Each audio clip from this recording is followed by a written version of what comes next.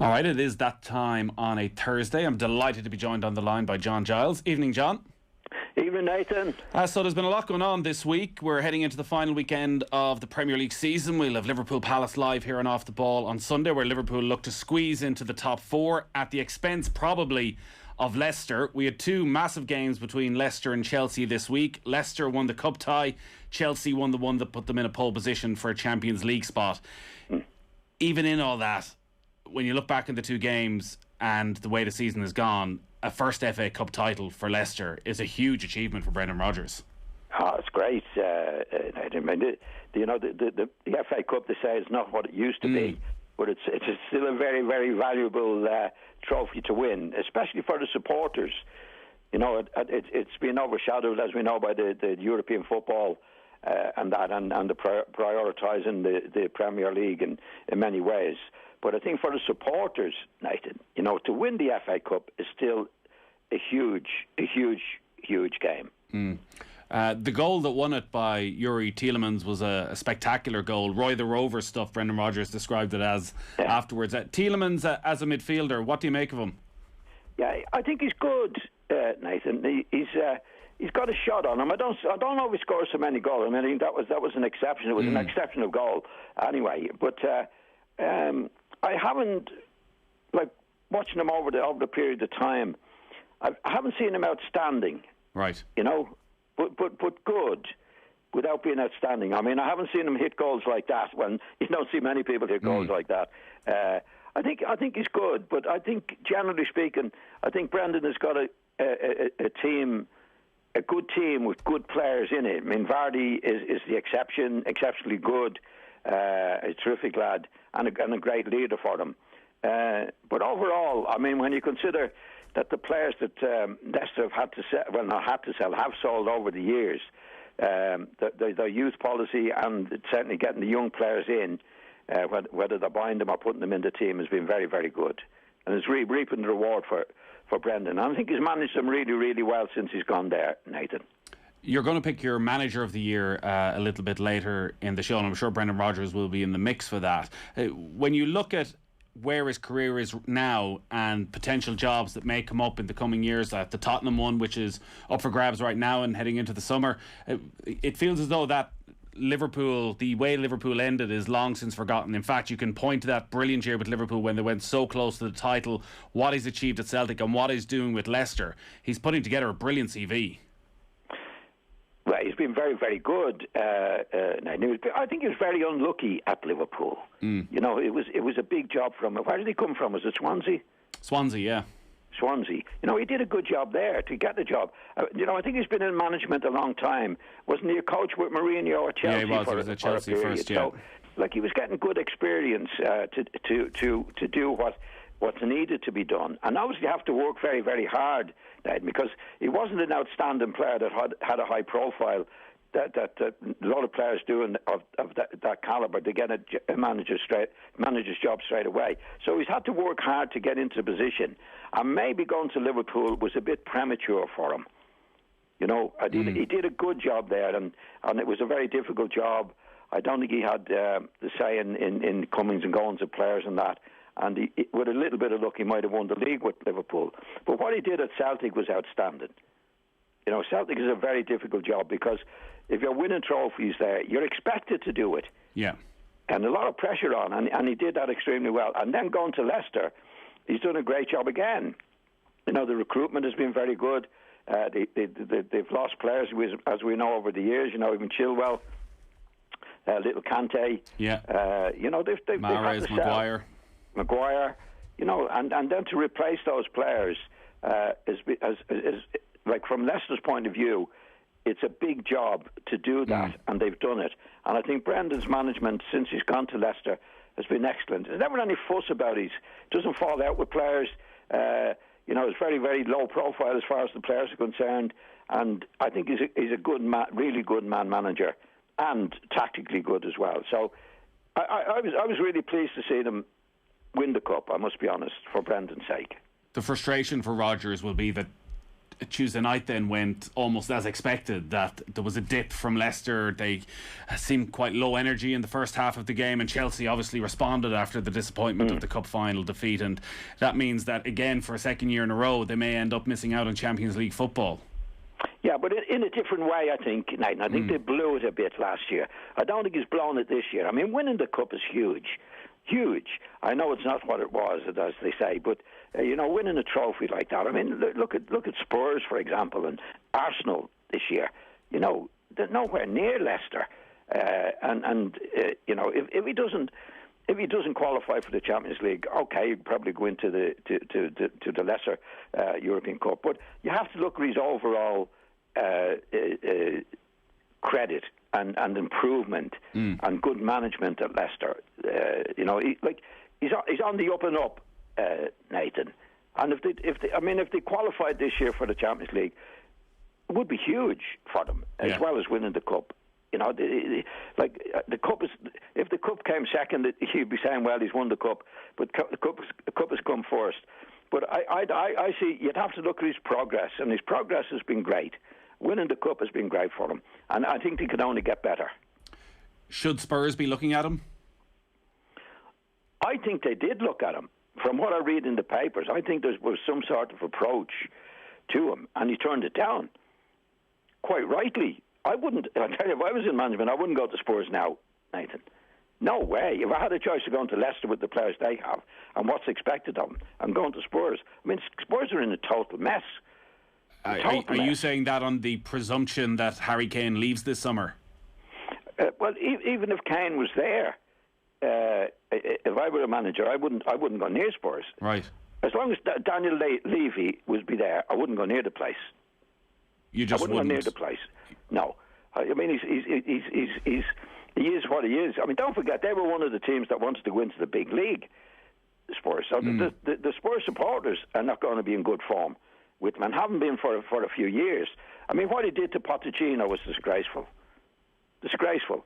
I mean, Pochettino did miracles there, got them to European Cup final, never out of the top four, and hadn't spent any money. And when it came time, when they lost in the the Champions League final, Levy was in the paper saying, well, he hasn't won anything for us yet. Well, he kept him in the top four, but doing what he did was a miracle. And what he was making, he hasn't done anything yet because he didn't back him. He didn't back him, so he's putting the blame on Pochettino for not winning, having done what he did. And then as we know, he got Mourinho in as well. So, I think it's very hard to work with anybody like Daniel Levy. I mean, Mourinho definitely wanted to get rid of Dele Alli. He was going to go on loan to Paris Saint-Germain, I think, and he stopped it. Now that's a huge thing to do to a manager. If the manager's going to say, "I don't want this guy. He's a nuisance around the place. He's not doing his stuff. I want him out." And he'd be looking at the figures, Aidan, because at one time Dele Alli was worth, as they say in the papers, 100 million. Well, going to Paris Saint-Germain on loan would reduce that a great deal, and that's what he'd be thinking about, rather than Mourinho getting on with the team and getting the best team on the field that he could. And I think Brendan Rodgers would be mad to go to Spurs. And what he's doing at Leicester, he's doing a great job. And sometime he might want to go bigger club, but the right club. I think it'd be a bad move for him, career move for him now to go to Spurs. Well, on Spurs then, would Harry Kane be mad to stay at Spurs? Well, I think Harry has come out publicly now and says he wants to go. Nathan, I'd say he's fed up with it himself there. I mean, I think he's got 2 years left on his contract, but I think he would know, no matter who comes into Spurs, there's no real future in winning trophies in the way that he would want to and deserves to win them. And I think he's coming up to he's either 28 or coming up to 28, Nathan. He'd be at the peak of his career now. So, it's going to take Spurs, whoever comes in now, I think it's going to take them 2 or 3 years, 2 or 3 seasons, even to get among the top guys again. Does Kane walk into any team in the Premier League? Yeah. And improves City, I think, United? he's world class, I think, Nathan. You know, I think Harry Kane is world class now. He's improved his game in the last 2 to 3 years from being an out and out striker. He's now has the composure and the ability to drop deeper. I mean, he's making as many goals now as he's scoring, Nathan. But it hasn't stopped him from scoring. You know, his goal tally that he's scored himself. So he's improved him for his career, or his play, 50%, in my opinion, in the last 2 to 3 years. I mean, when you get a striker like him that's scoring as many goals, that's all they do, as they say in football. Yeah. You know, if you take, say, Aguero's one of the great goal scorers of all time, but you can't remember Aguero coming deep, getting on the ball, and putting through passes like Harry Kane did to Son, for example. There are not many of them around in the world. You know, strikers are strikers, and they score goals. And somebody said, that's all they do is score goals. But Kane has improved his game by coming deep, and by coming deeper. Like, if you stay up the field, you're easier marked, Nathan.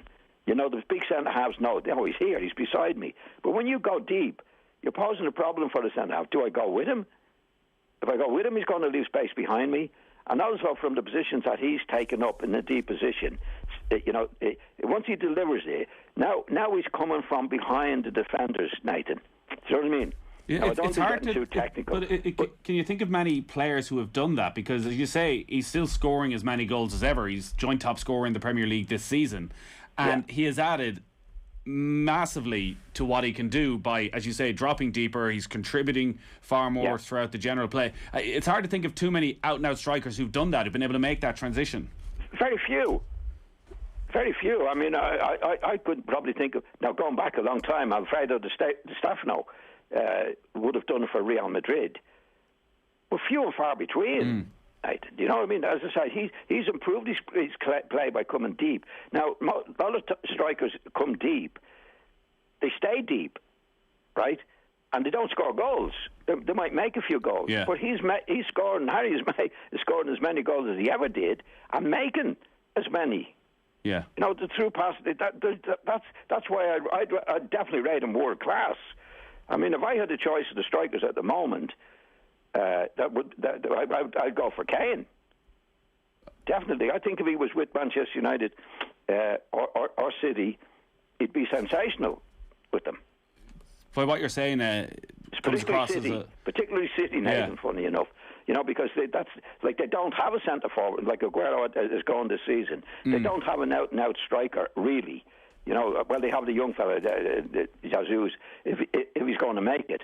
But if they got Harry Kane, I think he'd score loads of goals and make loads of goals for City. He'd be made for them. He would with Manchester United as well.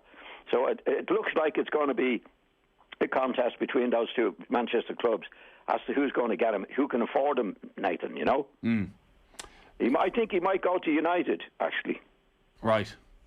Yeah. Because with the situation that the owners are in there, Nathan, one thing that would get them back on side with the supporters is to buy Harry Kane. Yeah, you can buy their love. That's where I take it. Now, obviously, it's up to Kane as well. He might say, "No, I'm not going to United. I want to go to City, so I'm not moving."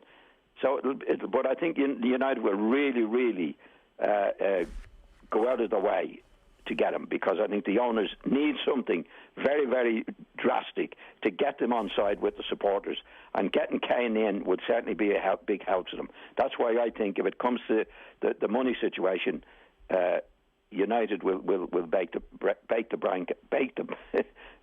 bank, as they say. Yeah. By the way you're talking about Kane, it seems as though, footballing wise, he's incredibly smart in that, as you say, he can drop deep, yet always seems to still be in the right position to tuck away a goal. Yeah. When you're looking back, then tell you why technically, Ned, if you stay up the field as most centre forwards do, you've got your back to the goal all the time, and the centre half is going to be very close to you. If you go that 20 yards deeper, the centre half can't go out there. It's too far for him to go out, right? So when Harry Kane gets the ball, or somebody else is getting, say the winger gets the ball, now he's coming from 20 yards deeper than he normally is, so he's facing the goal, right? And also he can pick out where to go from that position. You know, whereas if he stays up the field with your back to the goal, you can't pick out the position to nip in and get the goal. You've seen him do it. somebody gets the end line, he's coming up, he can see the gap. Do I go right? Do I go left to get on the ball? If you stay up the field, obviously, you can't do that because you've got your back to the game all the time. So that's how he's improved the game, plus the fact that he can distribute the ball brilliantly to make the goals. But it's a plus, actually, for him to be able to... There's very few centre-forwards can do what he's doing, right, and have the positional sense to do it, and the technique. Yeah, by the way you've spoken through the years about how your generation of players were treated by clubs and unable to get transfers and unable to get their true worth, I can't imagine you have much time for the loyalty argument that Kane should stay at Spurs and be a one-club man. Well, he's obviously ambitious to play in the team. I think it's a mess at Spurs at the moment. I think if Spurs had still had Pochettino and they were improving and they were fitting the top two and regular in the European Cups and that, I think he'd be okay. But that's not the case. I mean, if you look at Spurs at the moment, they're in a terrible situation. I mean, they got the young manager in there, so they're looking for a manager. And I think even as you say with Brendan Rodgers, I think Brendan Rodgers has turned it down. I don't think he wants that particular job, which is bad for them. So Harry Kane would know that. And at 28, Nathan, he's got a limited time left now in the game. So he has to make a move one way or the other. I think if Spurs were really doing the stuff, he'd stay there. But they're not. So he wants to go, and I don't blame him. We'll pick your manager of the year in a moment, but a couple of managers this week deciding to step away. Roy Hodgson is leaving Crystal Palace, they say by mutual consent, though he says he's probably not done with football, even well into his 70s. And Sam Allardyce last night deciding that he's not going to stay on with West Brom. They were relegated. He was relegated for the first time in his career from the Premier League, but doesn't want to stay with them in the Championship. On Roy Hodgson first, it still seems that the love for the game is there, despite Crystal Palace seemingly not wanting him. Definitely. I mean, he's been a credit to the game. There's no doubt about that. I think he's been a very gentlemanly guy. He never outspoken, gets on with the job. I think he has a way of playing that he does with every team. And I think he sets them up in a way, Nathan, that they're never going to be cut out for too many goals and that. He's a middle of the table man. I mean, I know he had a spell at Liverpool and he didn't get a fair chance there by any means. But I think he's obviously... I think he would have stayed at Palace had they wanted him to stay. Because what he said was, no, I'm not finished. I want to go somewhere else. Well, I think he was quite happy at Palace. And Palace might be making a mistake, because he's kept them well, mid-table every year, and for the last few years. So they might be sorry when next season comes around, because whoever they take on now, Nathan, is a gamble. At least they knew what they were getting over the last few years with Hodgson, and over a long period of time. And they're talking about Frank Lampard. Well, it could be. It could well be. But there's no guarantee that Frank is going to do as good a job as he's done. There's no guarantee of it. I mean, he's a young lad, and he had a limited spell at Chelsea, and don't forget, it's a totally different job to Chelsea for Frank. He had a lot of good, really top class players. Yeah. At Chelsea, and the resources to buy more. So. I mean, that's up to Palace. I mean, I can understand they want a good young manager, but they might be sorry, Nathan, in the long run. Our football coverage on Off the Ball is with thanks to Paddy Power. For information on responsible gambling, visit gamblingcare.ie. Next week on the show, when the season is done and dusted, you're going to pick your team of the year. But tonight, John, you're going to pick your manager of the year. Who's on the short list? I've got a few, Nathan. I've got Brendan Rodgers. Yep. I think he's done a big job. I think David Moyes has done a big job at West Ham. I think Sean Dyche has done a huge job at Burnley. I know they're way down there, but to keep them in the Premiership every year is a miracle, in my opinion. And he keeps doing it. You never see him spending money. No. When did you ever see him?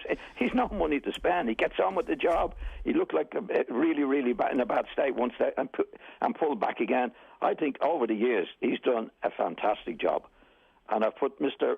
Bielsa from Leeds in it as well. I think the job he's done at Leeds is fantastic. Yeah, top half they've of the got table. 50-odd points. They're halfway up the table. I mean, the other two teams, as we know, that were promoted with them, are going straight down. And the way in which they play, the excitement and the manner in which they play, I think he's done a fantastic job. So that's Brendan Rodgers, David Moyes, Sean Dyche, Bielsa, and my manager of the year is Pep. Okay, the champions. Has to be. The way in which they won the league, they've won the League Cup as well, the Old League Cup, and they still got a chance of winning the Champions League. What goes against Guardiola when you're having a manager of the year discussion is that he has all the resources in the world, that he has the best squad in the Premier League, and that he should be winning the Premier League. Well, I wouldn't go along with that. And I mean, Chelsea spent a lot of money. Manchester United spent a lot of money, and like Guardiola spent, but he spent it wisely. I've seen teams in the past, like when before I got in the first team, they had Sunderland one year with the Bank of England club, and with all the players they were buying. It's going back a long time, yeah. and they finished up getting relegated eventually. There's a lot of look at the money that Chelsea has spent this year, for example, on the forwards, right? I think it was about 250 million. Yeah, you can't score goals. That's the way it is. I mean, it's very easy to say, oh, well, Guardiola has the money, so therefore he's going to win. He's going to win things. He didn't win it last year when Liverpool did what they did. So if you take an issue at the start of the season when we were talking, Nathan, I said they're finished. Yeah. City. I think they've gone. They were playing awful, and I think they'd really, really gone. I thought he was going to leave. But apparently they had a meeting with all the players together and decided, right, this is what we're going to do. And from then on, they were down mid-table at one stage, way behind Liverpool, I think, at one stage. So you don't, that's you do that week in and week out, and he's won the league 3 times in the last 4 years. I think he's done, and I know, of course, he spent money, but he spent it well. And you need to be able to manage that quality of player and the egos that go with that quality of player. Yeah, I've heard it so much in the past. Well, it's easy, look at the money that he's had. But you could name 10 times as many managers who have had the money and haven't done it. I mean, if you look at Chelsea at the moment, now Tuchel is doing well, but they spent on strikers last year. I think they bought 3 strikers for 250 million, and they can't score. So you can spend the money and you can use the money badly, Nathan. Yeah. So you got to give anybody credit to doing what he's doing. So he's definitely my manager of the year, and along with the other lads who have done really, really good jobs on limited resources. You're going to pick your team of the season next week. I picked my team of the season yesterday morning, John, on OTB AM. People thought it was a brilliant team. Not too much disagreement. But one or two caused a bit of controversy. I just want your thoughts on this, and it can give you something to think about for next week as well. I went with Luke Ayling of Leeds at right back, ahead of João Cancelo and Wan-Bissaka and Soufal at West Ham. Was that a decent selection? Well, I'm going to pick it next week, but I'll have him at right back. Good man. I think he's the best. I think he's outstanding. I mean, every time I see him, he's doing the right thing for the team. He defends well, he gets on the ball, he can play, got centre-back, and I think he's brilliant. Absolutely brilliant. If I was picking the England team, I would definitely have him in it, Nathan. Right. And I'm not getting paid by you. Just the understanding us football men have. The other one I was getting stick for was I went for Riyad Mahrez ahead of Phil Foden and Jack Grealish. Well, I haven't actually picked my team yet. Okay, I'm not. That's fine. Don't give it all away. Don't give it all away. But it's another good selection, you'd say. I think Mahrez has had a great season, and if I'm picking the team, he'd certainly be a contender. I'm not saying he'd be in it, but I think he's had a terrific season. I mean, he scored goals at a vital time. Don't forget, City had played most of the season without a centre forward, a real recognised centre forward. So they have had goals from Mahrez coming from one of the wings. And Foden, for that matter. So, no, he will definitely be in my thoughts. That's the main thing. John, great stuff. We look forward to it. The definitive team of the season is coming your way next Thursday night. I know you're going to be thinking long and hard about it over the next week. Enjoy the final day of the season. We've got Liverpool Crystal Palace live, and we'll talk to you next Thursday, John. Yeah, okay. Thanks, Nathan. Good Speak luck. to you then.